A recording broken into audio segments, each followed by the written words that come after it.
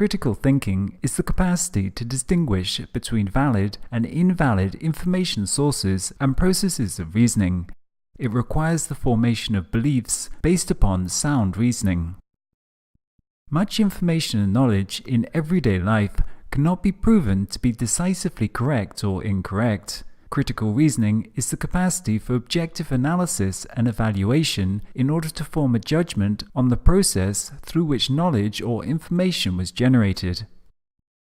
People often react to a piece of information rather than looking at the reasoning that created that information. Critical thinking is about evaluating the process used to derive some piece of knowledge or information, rather than simply assessing the end product. Critical thinking involves suspending reactions to a phenomena and looking at the process of reasoning and evidence that created that piece of information.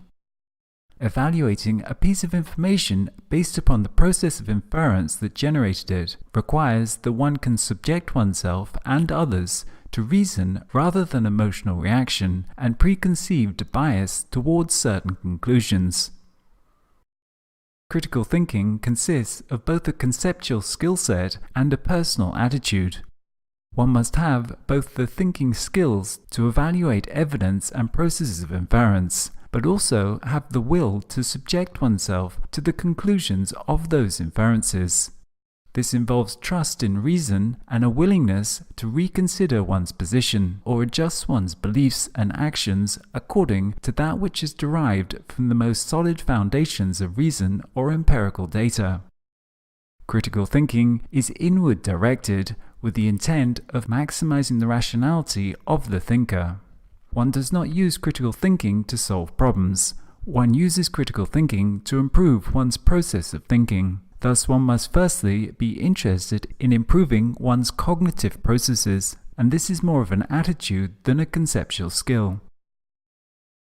These dispositions that enable critical thinking, and which can be seen as attitudes or habits of mind, include open and fair-mindedness, inquisitiveness, flexibility, a propensity to seek reason, a desire to be well informed, and a respect for and willingness to entertain diverse viewpoints.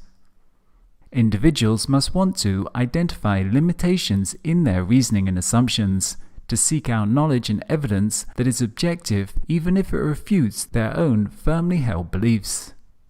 A critical thinker has to be able to not only identify flaws in their own reasoning, but also adapt their behavior and beliefs to that.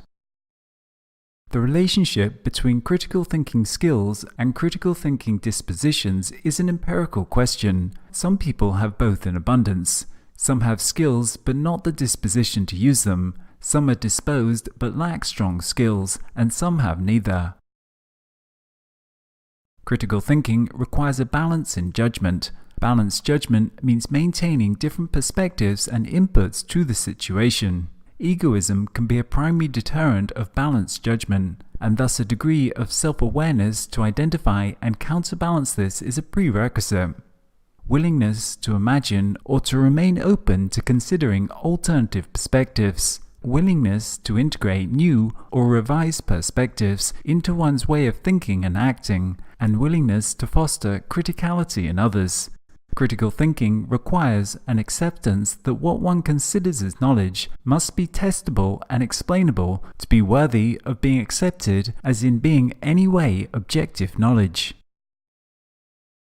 Critical thinking, before anything, involves some degree of awareness of one's own or others' processes of reasoning. As such, it can be understood as a form of metacognition, in that it tries to identify the process of reasoning behind some inference or the source behind a piece of information. Critical thinking is not simply having a lot of knowledge, it more involves the tools for thinking to enable the subject to solve a diversity of problems for themselves and improve their own way of reasoning.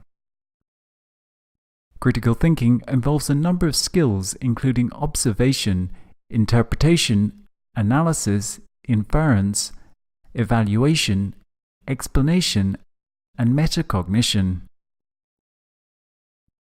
Edward M. Glaser proposed that the ability to think critically involves three key elements: an attitude of being disposed to consider in a thoughtful way the problems and subjects that come into one's range of experiences, knowledge of the methods of logical inquiry and reasoning, and some skill in applying those methods. The ability to reason logically and deductively is a fundamental skill of critical thinking. However, deductive reasoning is not sufficed, as other forms of inductive and abductive reasoning are often needed. Thus, critical thinking is not the same thing as hard logic and deductive reasoning, as operating in the real world means often operating without the certainty of deductive logic. As well as understanding the basics of deductive logical reasoning, critical thinking often involves the effective usage of inductive, abductive, and analogical reasoning. Critical thinking involves the skill and propensity to engage in an activity with reflective skepticism. It involves suspending one's judgment about the claims that are presented to us or one's own claims, and waiting for sufficient evidence before adopting a new belief. Firstly, examining the reasoning, assumptions, and bias behind a position. The reasoning behind a proposition should be based on sound logic. The degree of validity ascribed to a statement should not be determined by the emotion that accompanies them or their popularity. Ideas do not become more valid simply because more people ascribe to them. Thus, even in the face of popular beliefs, skepticism is required until appropriate evidence is found. A critical thinker can handle uncertainty, prefers to be aware of their areas of ignorance, and can wait for valid inference before drawing conclusions.